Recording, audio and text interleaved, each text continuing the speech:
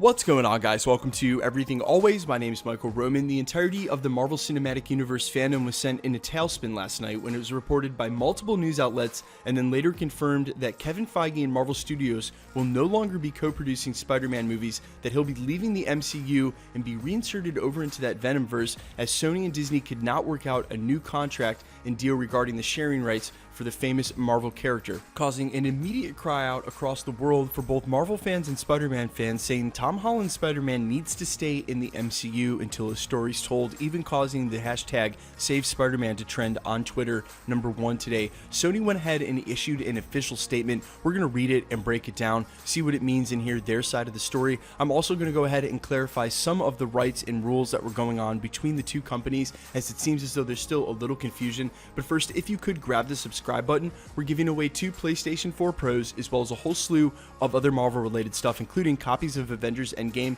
all throughout the rest of the month. All you have to do, hit the subscribe button, then hit the notification bell, leave a like and a comment on this video, and if you want, stick around to the end of the video. I'll get into all the giveaway stuff again there. So even though this news broke less than 24 hours ago, Sony already issued an official statement. They still plan on re-releasing Spider-Man Far From Home in less than 2 weeks on Labor Day weekend, a director's cut back in theaters, and in doing so, they probably wanted to get ahead of the outcry and the backlash. An official Sony spokesperson had to say this: "Much of today's news about Spider-Man has mischaracterized recent discussions about Kevin Feige's involvement in the franchise.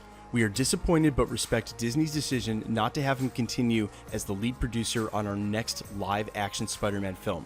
We hope this might change in the future, but understand that many new responsibilities that Disney has given to him, including their newly added Marvel properties, do not allow him the time for him to work on the IP they do not own," says the statement. "Kevin Feige is terrific, and we are grateful for his help and guidance and appreciate the path he has helped put us on, which we will continue." And there's a lot to read into here, but basically what they're saying is they're blaming it on Marvel's overload of new characters, and something that wasn't reported either in this official statement or any of the news outlets was Spider-Man and Marvel Studios may have not been on the same page as far as a release schedule. We just heard all of Phase 4 and the next 2 years. Sony may be wanting to crank out another Spider-Man movie in the next 24 months, as they just made over $1 billion, and Marvel may be saying, hey, not so fast, we probably won't do one for 3 or 4 years. Now that's purely speculation on my part, but speculation aside, we do know exactly what Disney was asking for, and that was a 50-50 split of the film. If you weren't aware of the details, let me make this specifically clear. Disney came to the table and asked Sony to split the box office down the middle. Up until now, Sony had kept the entirety of the $1.2 billion box office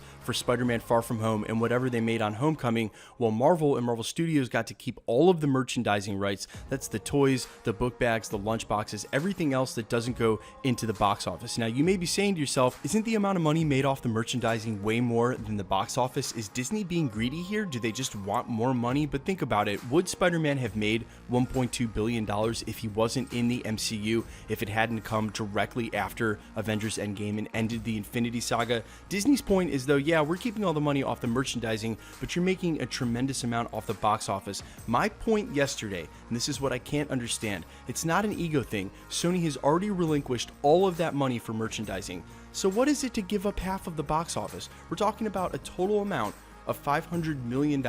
And when you put that in perspective to what the film made, $1.2 billion, it doesn't seem like a lot to ask, but here's the problem. Look at a movie like Venom. Believe it or not, Venom's worldwide take was almost $1 billion, something like $859 million. If they can make almost $1 billion off Venom without Spider-Man, and they own the rights to Spider-Man, Sony's sitting there thinking, well, Disney, you're already making all the money. Why don't we just cross Spider-Man back over with Venom? And if Spider-Man can make $1 billion and Venom can make $1 billion, then think of the money we could make if they cross over. And unfortunately, asking for half of the box office is just too much. Now, it was also reported in a separate report late last night that they actually went back to Disney, that was Sony, and said, look, we can't give you half of the box office, but we'll give you a little.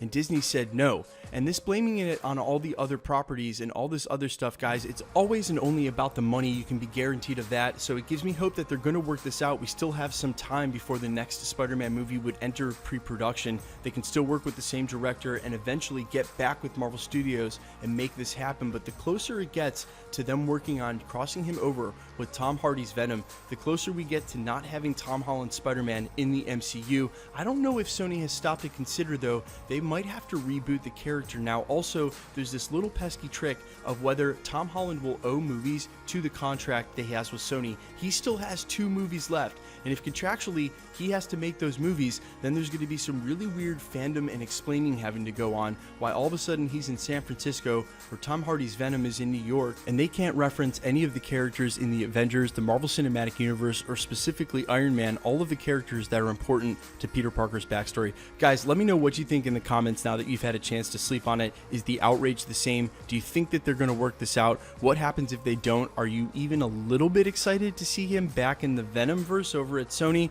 Let me know what you think in the comments, and quickly let's get into the giveaway stuff before I let you go. Alright, we're still giving away 2 PlayStation 4 Pros, the next of which is at the 500,000 subscriber mark. All you have to do, hit the subscribe button, then hit the notification bell, leave a like and a comment on this video. That'll also automatically enter you to win all of the copies in Avengers Endgame that we're giving away in Blu-ray and DVD, as well as all the other prizes we give away at the channel. Again, all the same rules always apply. Hit the subscribe button, then hit the notification bell, leave a like and a comment on this video. Because it's completely random, the more videos you like and comment on, the better chance you have of winning. My name's Michael Roman.